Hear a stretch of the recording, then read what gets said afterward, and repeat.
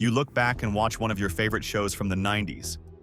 A fondness sweeps over you as the opening music dances in your ears like an old friend you haven't seen in years. But as you watch, you get the sense that some things are off, something seems different. You question this unsettling feeling as if you found out that you were wronged, almost as if you were lied to. As you ponder the differences, you start to question your own memories.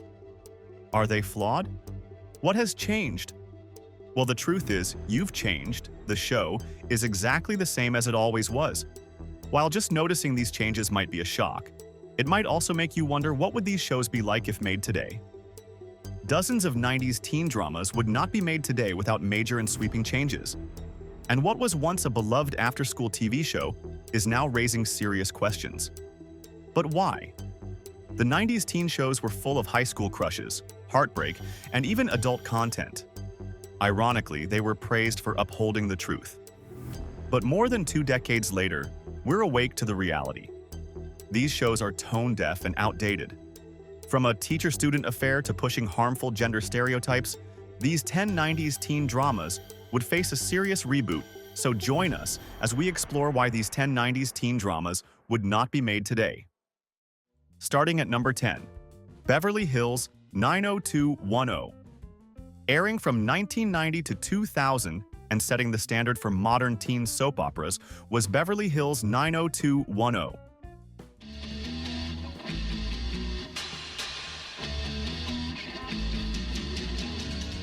This show follows the story of privileged teens in high school, where addiction, drama, and affairs are part of their lives. Despite this show's iconic status, it crossed several lines that would raise eyebrows today. Teacher crushing on a student, the casual depiction of substance abuse. How about the regular body shaming? Mental health was rarely talked about. The show's treatment of sex was too moralistic and, in some cases, exploitative. Brenda's pregnancy scare led to a backlash, not for how it was handled, but for suggesting that teens even had sex. This is creativity taken too far. And then, there was the lack of diversity. Beverly Hills was set in Los Angeles, yet the cast was entirely white. Today, any reboot would face scrutiny from the public. Well, we must admit that this show normalized teen-focused content. Aside from that, there are loads of loopholes. If you're enjoying this material, don't forget to hit the like and subscribe buttons so we can bring you more content like this. Number 9. Dawson's Creek. Premiering in 1998, Dawson's Creek was celebrated for its poetic dialogue and unique themes. But beneath these praises were some bizarre, twisted storylines. One of the earliest controversies was the relationship between Pacey Witter, a high school sophomore, and his English teacher. How do they justify a 15-year-old having sex with his teacher? This relationship was disguised as romantic instead of predatory. This is enough reason this show would never make it to TV today. While it broke ground with the LGBTQ+ community through Jack's character, it was censored by today's standards. The show idolized the emotionally manipulative Dawson. His relationship with Joey and Pacey shows how much of a narcissist he is. Worse still, he is self-righteous and delusional. There was no racial diversity, and characters that were 25 looked 25. Although Dawson's Creek is showing on Netflix, it still doesn't get a nod from everybody. Number 8. Party of Five.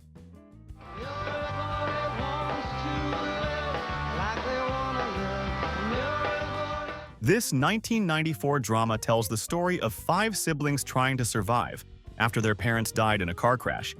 Party of Five was emotionally mature for its time.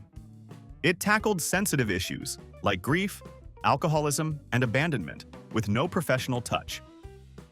The producers portrayed trauma, childcare, and independence with no adult supervision or consequence. In today's world, allowing teenagers to raise younger siblings with zero support would be criticized. You see the characters romanticizing suffering. Look at Julia, the victim of an abusive relationship. She rarely gets the help she deserves. Her supposed boyfriend tricks her into living with him to cover his tracks. While Party of Five hints at mental illness, it doesn't explore it much. The remake in 2020 tried to shift the narrative to a modern immigrant story, but it failed to grab attention. Number 7. My So-Called Life. Debuting in 1994 and lasted for only one season, My So-Called Life turned out to be a cult classic thanks to how it portrayed teen confusion. It starred Claire Danes as Angela Chase. Shot in the fictional Liberty High School, Angela navigates social pressure, love, and identity throughout the show. My So-Called Life was ahead of its time in showing depression, awkwardness, and other gray areas of teenage life. But then, it had other elements that would be criticized today. Jordan Catalano, Angela's lover, was emotionally unavailable. Yet, he was glorified for it. Ricky, one of the earliest openly gay teen characters, was progressive, but lacked autonomy. He was constantly sidelined and felt worthless. Angela's narration sometimes seems too self-centered and detached from reality.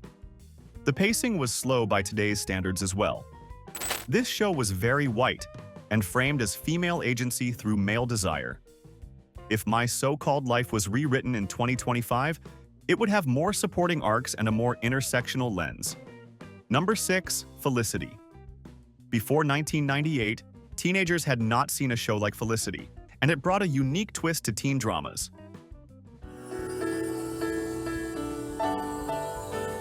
Can you be found? The show follows Felicity Porter, a teenager who travels with her crush to New York University. She abandons her Ivy League future to find herself. While this show was emotionally charged, the whole idea would raise red flags. Making life-changing decisions based on a guy is flawed by today's standards. The show leaned heavily on an emotional woman versus a logical man. Felicity showed mental health breakdowns, but they were more melodramatic than sensitive. Felicity finds herself in a love triangle between Ben and Noel. The Ben or Noel debate defined teen fandom. This later forms the fundamental dramatic conflict within the show. Even so, neither love interest respects Felicity's boundaries.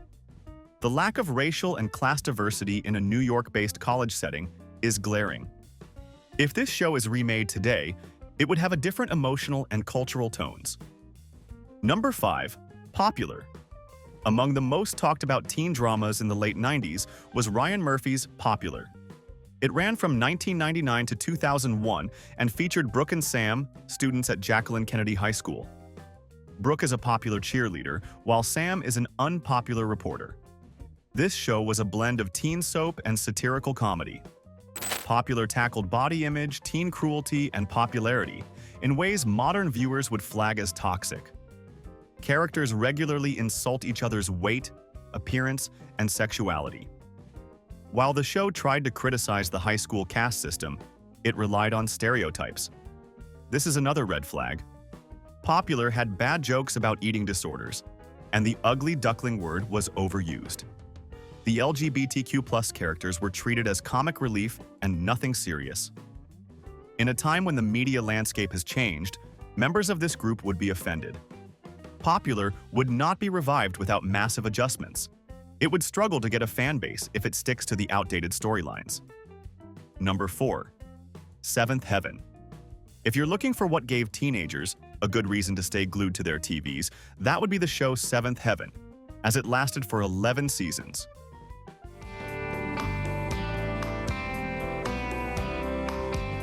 This show centered on a Christian minister's family, dealing with moral and personal issues. It was one of the most watched shows on Warner Brothers.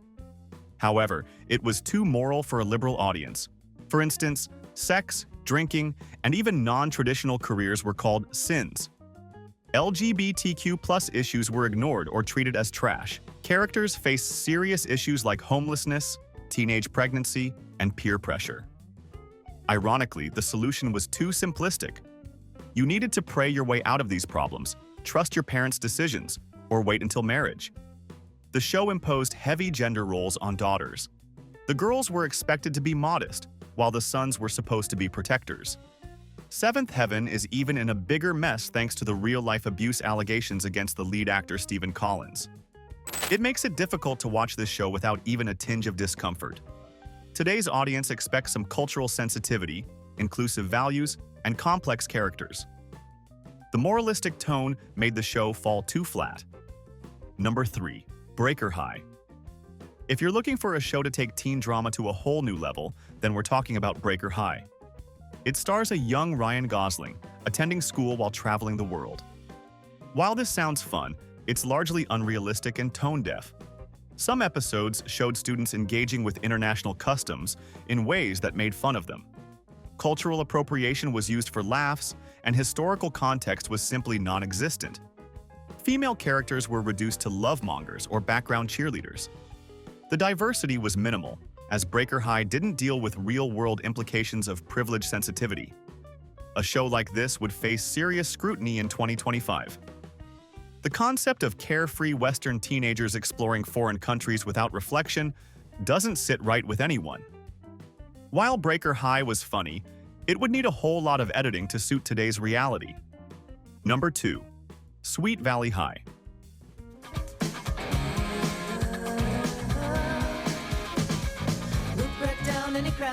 Based on the book series with a similar name, Sweet Valley High tells the story of identical twins, Jessica and Elizabeth Wakefield. One is a bad girl and the other's a good girl, just because 90s TV loved binary women. The show relied heavily on nerds, cheerleaders, and bad boys. Instead of breaking down these stereotypes, it reinforced them. Sweet Valley High was white, upper middle class, and full of conflicts like dating, popularity, and gossip. This show attempted a few storylines like drugs and bullying, but they didn't hold much water. Jessica's manipulative behavior was rewarded or brushed aside. There was also a creepy obsession with the perfect body, hair, and grades. Thanks to social media, today's viewers value authenticity, not picture-perfect twins with questionable morals. Sweet Valley High is a teenage fantasy that excluded more than it included. And at number 1, USA High. Running from 1997 to 1999 and focusing on an international boarding school in Paris, was USA High. Think of it as Saved by the Bell, but a European version with more boundaries. The cast featured token international characters reduced to mere stereotypes. For instance, the British girl was proper, the American jock was clueless, and the French guy was flirtatious. USA High tried to blend cultures, but never addressed racial or social issues. Female characters were largely sexualized, and the humor was sexist. The idea of a global teen school should have been rich in narrative potential. USA High played it safe with laugh tracks and romance arcs. Today, teenage dramas explore serious issues like trauma and identity issues. USA High would be considered too shallow. A modern audience would want more than mere foreign accents and hallway gossip. Which of these shows do you remember watching? Which one shocked you the most on this list? Have you looked back at one of your favorite shows and thought it was very different from what you remembered?